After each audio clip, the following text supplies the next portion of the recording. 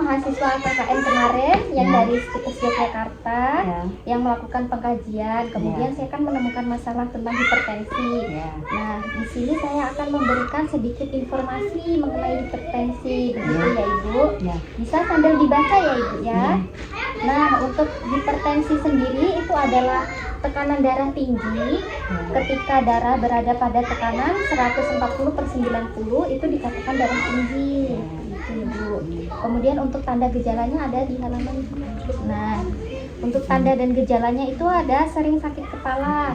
Nah, sering sakit kepala ini biasanya dialami oleh penderita hipertensi, khususnya pada hipertensi yang udah parah gitu Bu biasanya. Kemudian ada gangguan penglihatan. Untuk gangguan penglihatan ini juga terjadi pada penderita hipertensi. Biasanya dia tuh terjadi secara mendadak atau perlahan gitu. Kemudian selanjutnya ada mual dan muntah. Ini juga sering dialami oleh penderita hipertensi karena peningkatan tekanan darah di dalam kepala.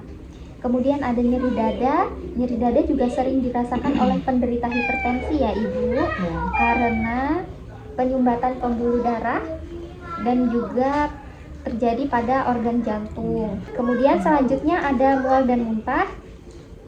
Ini juga sering dialami oleh penderita hipertensi karena peningkatan tekanan darah di dalam kepala. Kemudian ada nyeri dada. Nyeri dada juga sering dirasakan oleh penderita hipertensi ya Ibu, karena penyumbatan pembuluh darah dan juga terjadi pada organ jantung. Kemudian sesak nafas. Ini dikarenakan pembesaran dan gagal memompa darah. Kemudian ada faktor penyebabnya Ibu.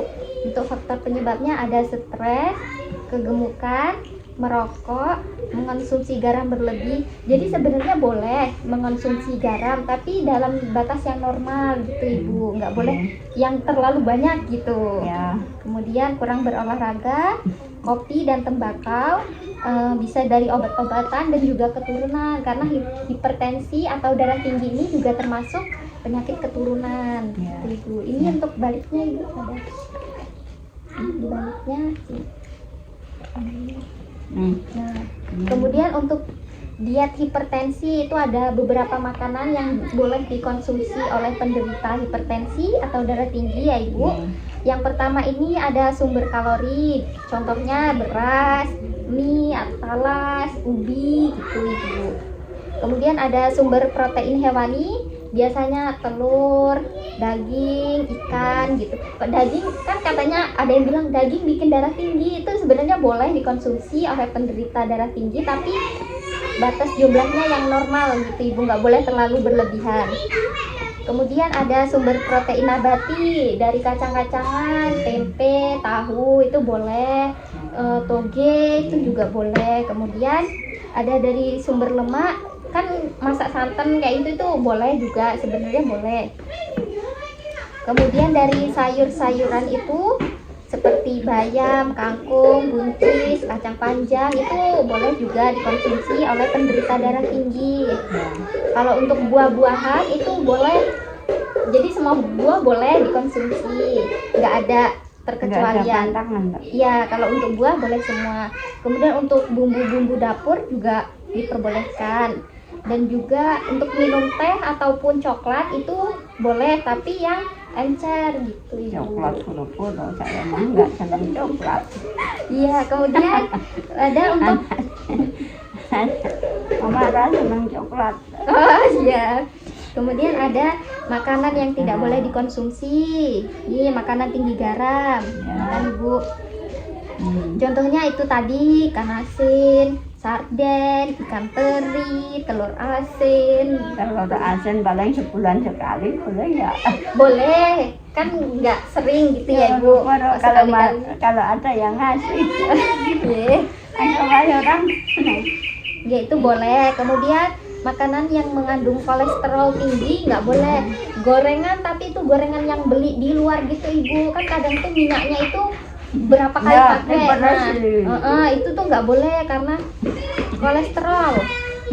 Kemudian makanan yang mengandung lemak jenuh, lemak yang bahaya itu biasa dari hati, otak sapi, margarin, Untung otak sapi keju. ora tak goreng. Keju. Bapaknya jadi. Ya. Keju. Untuk keju juga kan dia garam ya Bu, rasanya asin. Kemudian untuk makanan yang Kalau saya roti malah seneng keju, Mbak. oh ya, kalau sekali-kali boleh ya Bu, jangan Tapi lah berlebih. beli roti sebulan sekali aja jarang beli.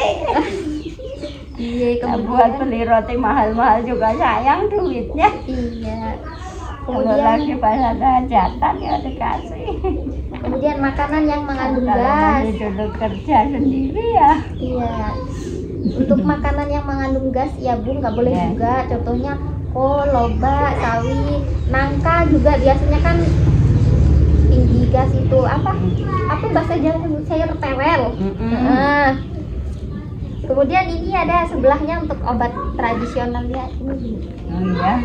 Ini bisa dari daun seledri, daun sop itu direbus dengan segelas air dan diminum 2 kali sehari selama 7 hari. Kemudian ada daun salam. Daun salamnya 10 lembar direbus dengan 3 gelas air. Jadi sampai airnya tadi nyusut tinggal segelas gitu. Baru yang 1 gelas itu bisa Ibu diminum 2 kali sehari. Kemudian bawang putih. Bawang putih ini bisa langsung dimakan, tapi kan biasa untuk nyair juga udah ada bawang putihnya gitu ya Ibu. Terus untuk mentimun itu kan juga bisa dimakan langsung atau dibuat jus. Nah, selain itu juga ada obat yang beli di apotik. Emang Mbak? Ya yarin aja nanti aku habis mah senang saya bener. Saya mah senang daripada nggak dimakan. Nah, untuk obat yang biasa Itu kemarin habis gulanya Jawa habis, tak kasih gula pasir. Gulanya Jawa tinggal berapa potong, gue bikin cemplon anakku. Terus kemarin beli sekilo tuh masih dicantolin tuh bapaknya, tangguh nyayur sama rambak apa itu, beli 10.000 dapat 5, baru di sayur 2 terus tempe. kemudian ada obat farmakologinya atau obat. Nah, itu ada amlodipin, tapi obat ini tuh nggak boleh sembarangan dikonsumsi Bu, nggak boleh sembarangan beli, jadi harus dengan resep dokter gitu Ibu. Obat apa Mbak? Ini Bu, amlodipin ya, harus dengan resep dokter gitu. Anjuran dengan resep dokter. Ya. Ada yang mau ditanyakan dulu Ibu? Alhamdulillah mboten. Ya. Karena kayak gitu. Alhamdulillah ya hari-hari ya gini-gini aja. Oh, nggih. Baik kalau gitu. Jahe. Aku nak minum jahe boleh enggak, Mbak? Boleh. Boleh Ibu. Baik. Kalau nggak ada yang ditanyakan kita rangkum dulu ya Ibu. Ya. Untuk Ibu bisa baca yang tanda dan gejalanya coba. Yang Ini ya. Oh. Sering sakit kepala, sulit. Apa ini sakit kepala merupakan gejala hipertensi yang penting, sering menjadi keluhan ini khususnya dirasakan oleh pasien dalam tahap kritis, gangguan penglihatan. Apa ini? Gangguan penglihatan adalah salah satu komplikasi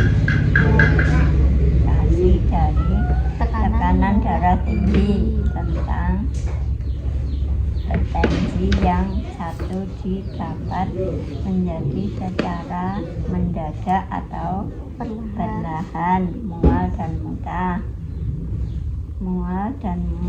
muntah. Gejalanya gejala darah tinggi yang dapat terjadi karena meningkatkan tekanan di dalam kepala, nyeri badan,